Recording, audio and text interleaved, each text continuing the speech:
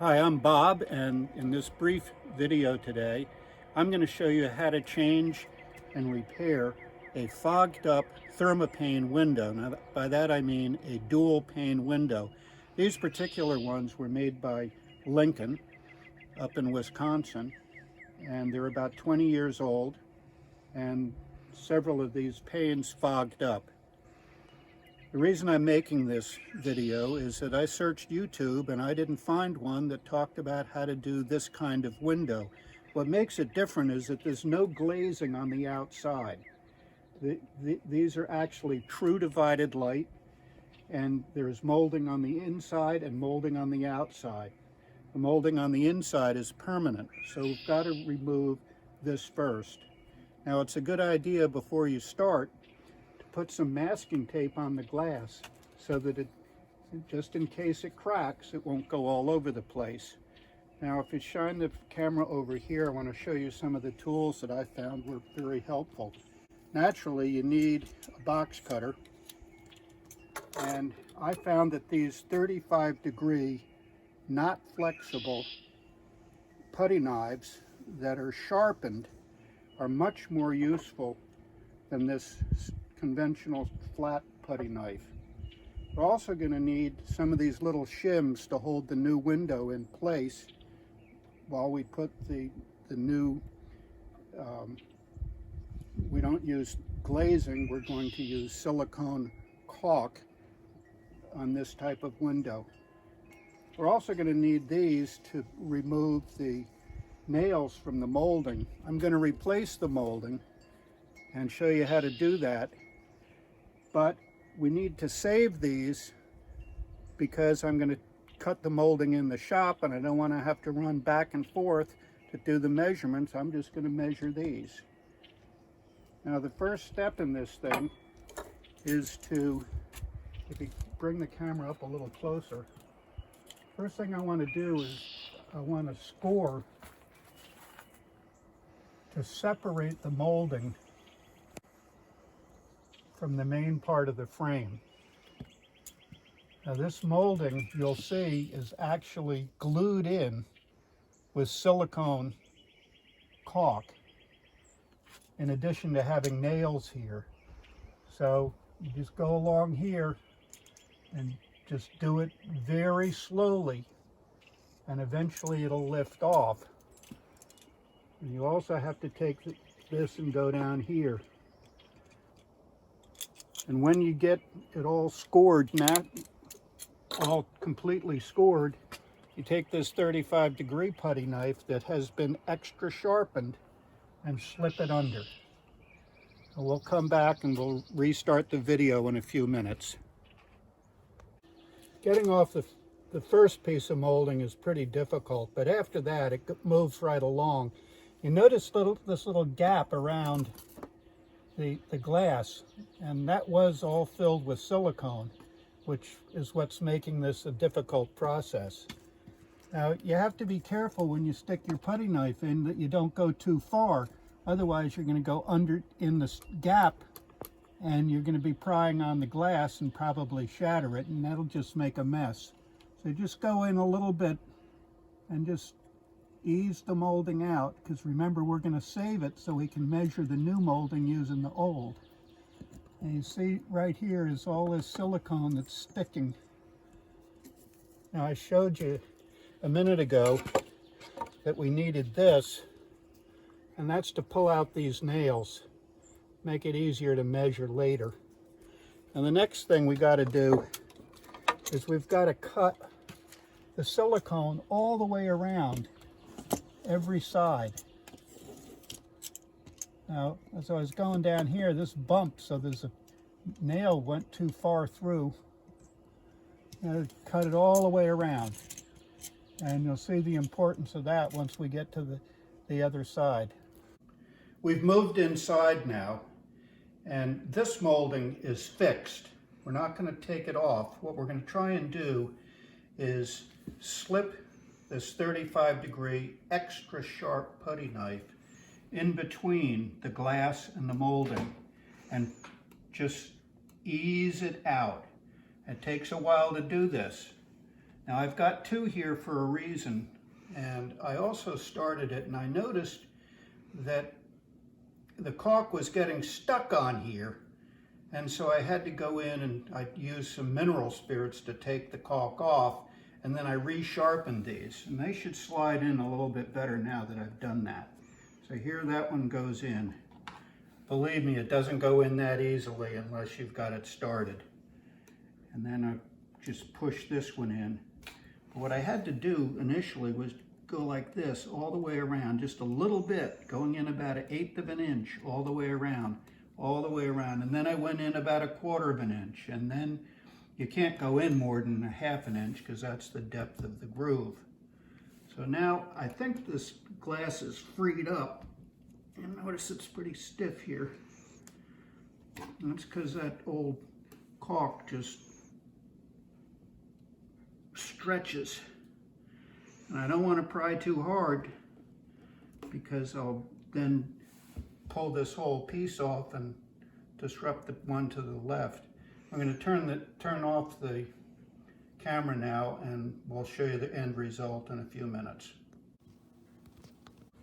I've eased these out, but you don't twist this way because then that puts too much pressure on one little spot and you'll bruise the molding. So the way I got it out was I put this in here, and then I slipped this here. I pushed that out a little bit, and then a little bit, and then a little bit, and then a little bit, and I went all the way around like that. And now you can see it's loose. So I'm going to go outside and just pull it out, and we'll go outside with the camera. These were the safety straps that I mentioned. I'm going to take them off now. I put them on because I didn't want the glass just to pop out on the ground and make a mess. But now they're holding it from coming all the way out, so I just peel them off. I'll leave this on just in case. And now this just comes right out, and you see all of this goo that's holding it. You can see this right here. And when? Okay, this is the old caulk right here. The silicone, and it's really gooey. And I'll just take this out. We got to get all of this old silicone out from around here just to make sure we get good adhesion with the new silicone. And rather than go like this, which I don't think works very well, I just take the back of this sharp knife and I just scrape along here like this. And you see it just loosens right up. And I did go all the way around doing that until I got it all off. Okay, we'll be back in a second. We came inside to my shop so that I could show you this jig that I made. We need to drill a pilot hole for the brads that are going to hold the molding in place. And if we drill down like this, then the brad is going to hit the glass. And so we can really only use about 1/2 an inch brad. And I'm going to drill 4 pilot holes, starting like this, but then this going to go just like this. And I'm going to make 4 of them. Notice it's down like this. Do this one about 1 inch from the end here. And then one halfway in between. Start it like this, but then come down like that so that I'm going into the wood and not into the glass. I didn't have a drill that was smaller than a 1/16, and I couldn't find any 1/2 inch brads. So I got these 16 gauge ones, and they'll fit pretty snugly. And just cut them off with the pliers, and it leaves a nice sharp point. And now they're big enough around to go into the hole. I labeled each one of the pieces of molding. This one is for the bottom. And the reason I did that is we can use a longer brad on the bottom because it's going into a much thicker rail. So I'm going to put the 1¼ inch brads in the bottom one. And then in the others, I'm going to just put the ones that I created. I'm doing that now because when I get outside, I'm not going to have enough hands to hold the glass and hold the nail and the molding all at the same time. But before we do that, we're going to have to put some caulk, some silicone caulk on the glass.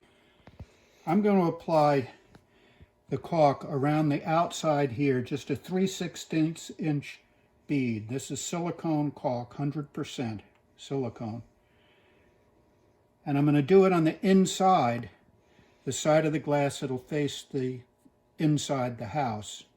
And then it'll fit right up in there. And then I'll put one piece of molding on just to hold it, and then we'll go around and we'll show you the rest in a minute. Now you notice I've got these spacers. They're about 1/16 of an inch. I got 2 of them in there, and that'll hold the glass up a little bit and center it, so there should be about an even 1/16 of an inch all the way around the glass, and then I can squirt the silicone around the glass, and I'll show you that in a minute. But part of my setup, because I only have so many hands, is I got these pieces of tape here within easy reach, and then when I plop the glass in, I can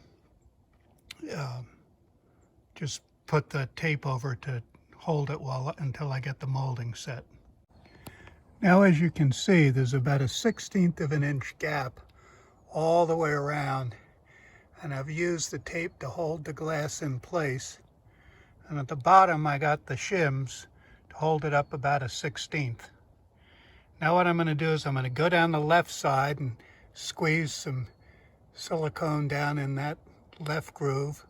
I'm going to go down the right side, squeeze it in that groove, and then put the molding on top.